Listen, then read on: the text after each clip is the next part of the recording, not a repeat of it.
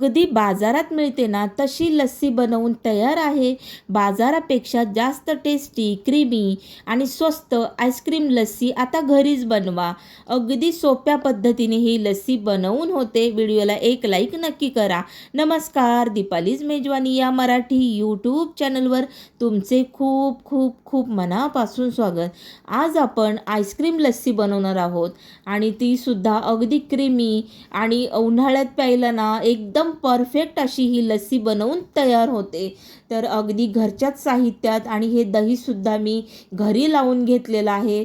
तुम्ही इथे बाहेरचं दहीसुद्धा वापरू शकता. तर इथे अगदी कमी साहित्य आपण घेतले आणि त्या कमी साहित्यातच ही लस्सी बनवून तयार होते. तर इथे पाव लिटर इतकं आपलं दही आहे, 2 चमचे इतकी साखर घेतलेली आहे आणि हे पिस्त्याचे काप आहेत. तर तुमच्या आवडीनुसार इथे ड्रायफ्रूट्सचा वापर तुम्ही करू शकता. आता हे जे दही आहे ते आपल्याला मिक्सर जारमध्ये ओतून घ्यायचं आहे आणि त्यानंतर आपल्याला हे पल्स मोडवरती ना फिरवून घ्यायचं आहे. व्यवस्थित असं हे घट्टसर असं दही ना ओतून घ्या आणि त्यानंतर पल्स मोडवरती हे कमी जास्त करून असं बंद चालू करून त्याप्रमाणे आपण हे फिरवून घेणार आहोत. आणि यामध्ये जर वेलची तुम्हाला आवडत असेल तर नक्की वापरा. इथे मी वेलचीचा वापर नाही करत आहे. फक्त साखर इतकी मी यामध्ये घालून घेतलेली आहे.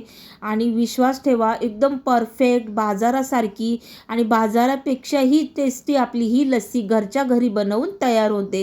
ग्लास आपले रेडी आहेत आणि लस्सीसुद्धा मिक्सरवरती फिरवून घेतलेले आहे. आता ही लस्सी आपण या ग्लासमध्ये ओतून घेणार आहोत. आणि आईस्क्रीम लस्सी आहे म्हटल्यावर आईस्क्रीम हे आलंच. तर मी इथे व्हॅनिला फ्लेवरचं आईस्क्रीम यामध्ये घालून घेणार आहे. आणि आता हे जे बाजारात मिळतं ना तेच आईस्क्रीम आपण यामध्ये वापरणार आहोत.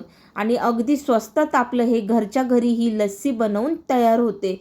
तर इथे हा जो स्कूप आहे ना तेवढा भरून आपल्याला या ग्लासवरती घालून घ्यायचा आहे.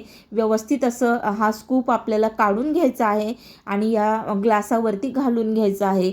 त्याचबरोबर याच्यावरनं मी पिस्त्याचे काप देखील घालून घेणार आहे.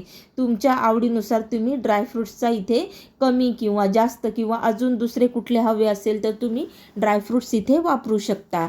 तर सेम अशाच पद्धतीने हा सुद्धा स्कूप आपण घालून घेणार आहोत. आणि छान छान पारंपरिक रेसिपीज पाहण्यासाठी दीपालीज मेजवानी हे चॅनल नक्की सबस्क्राईब करून ठेवा. म्हणजे तुम्हाला नवनवीन पारंपरिक अशा रेसिपीज पाहायला मिळतील. इथे पिस्त्याचे काप आपण घालून घेतलेले आहेत आणि वाव, काय भारी दिसते ना. अगदी वाटते की नाही रेस्टॉरंट स्टाईल. खूपच मस्त हे झालेलं आहे आणि प्यायलासुद्धा अगदी टेस्टी अशी लागते. तर या उन्हाळ्यात नक्की ट्राय करा. आवडल्यास मला कॉमेंट करून नक्की सांगा. भेटूया आपण अशाच एका छानशा रेसिपीमध्ये. तोपर्यंत बाय.